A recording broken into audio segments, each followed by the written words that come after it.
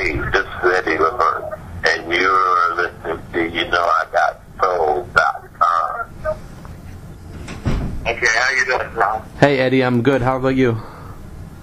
I'm good. And I'm trying to multitask. Yeah. I think it's hard. Well, we appreciate your time and, taking the time for this interview. Thank you. First of all, just want to say congratulations on your first solo album, I Still Got It. Thank God I still have it. Yeah, yes you do. Anyway, I still got it. Yeah. Tell us a little bit about the project. Talk to us about it. It took me about 5 years to get this thing done. Mm-hmm. And I've been working on it way before Gerald passed away. Yep. And then after that, I went on this dark place of trying to create it. Yeah. And after that, that was a trying time for me, and trying to write songs and try to make them relevant to what was going on in my life. Was that's hard work, man. Mm-hmm. But I finished it, and all the songs had something to do with what was going on in my life at that time. Yeah. The album is called Still Got It. You just said you still have it. I still have it. How have you maintained these abilities, after all these decades of being in music?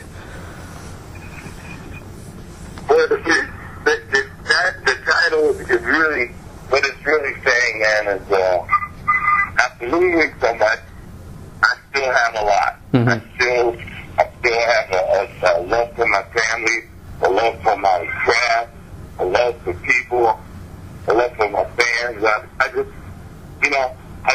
I lost a lot, but I still have a lot. Yeah. And that's what the whole gist of this is. The song all describes that feeling that I have. Mm-hmm. Okay. For those who know you from, the lead singer of the OJs, how does this sound on your solo album compare?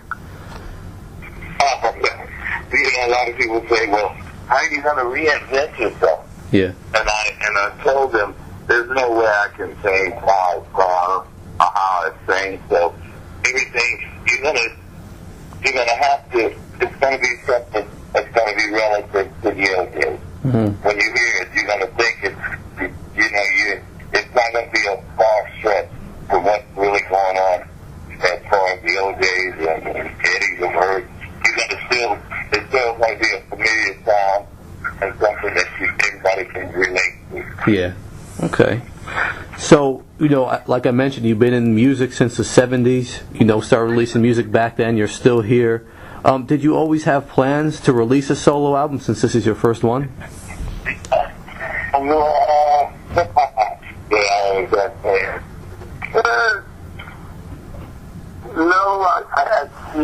you know what I'm saying? I think this thing just something that grew. Yeah. As the times went on, I think it's just something that I just felt like I wanted to do, and I had some things that, there's things that the OJs do that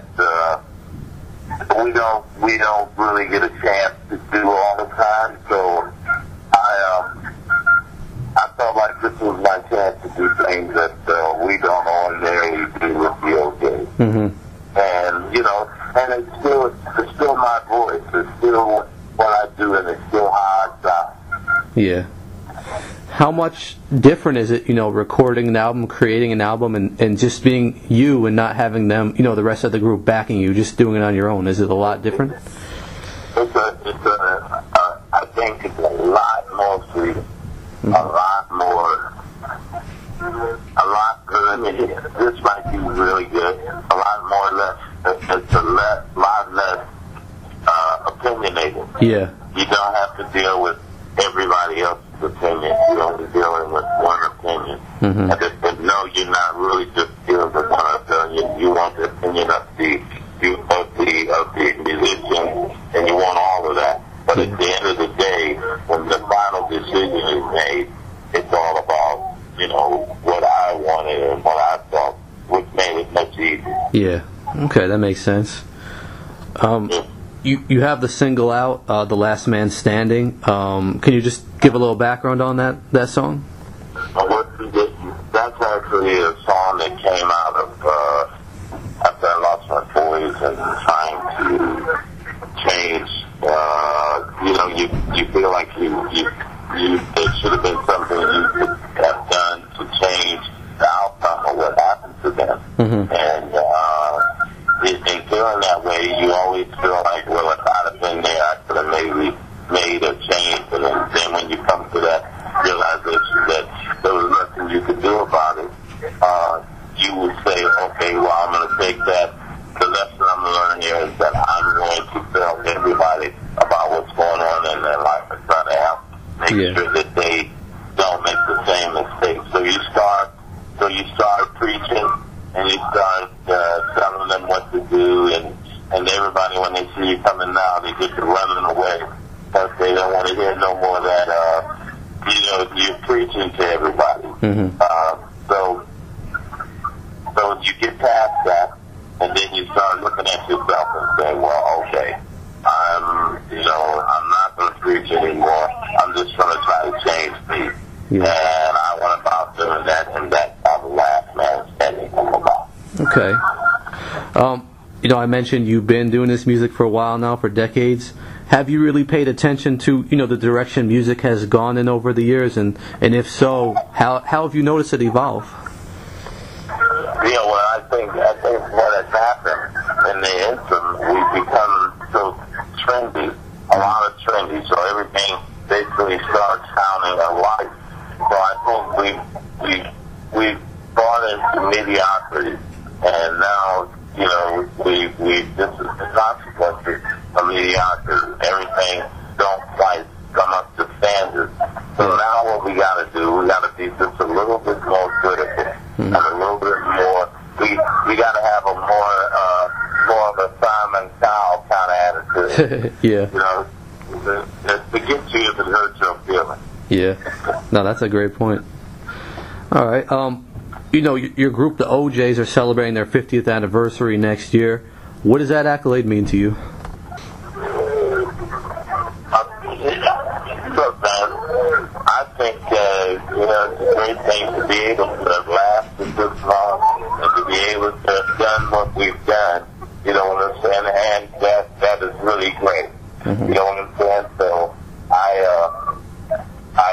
I think it's a great thing, man. I'm just looking forward to doing some bigger and better things. Yeah. Okay. As someone who's considered a legend in music, as you come across artists who you basically have paved the way for, younger artists, do you feel like you get the respect you deserve from them? Yeah. They treat us like these are our elders, and rather than say anything, we won't say nothing. Yeah. Wow.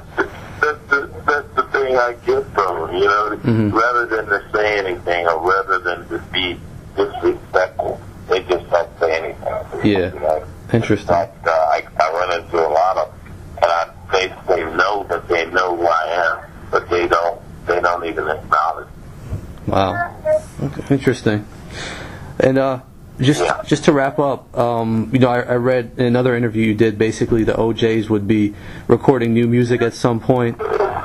Just out of curiosity, how would you approach, an album in 2012 with the group compared to back, when you first started? Would there be a different way to approach it? I would do it. It's the same way that I did the Kids album.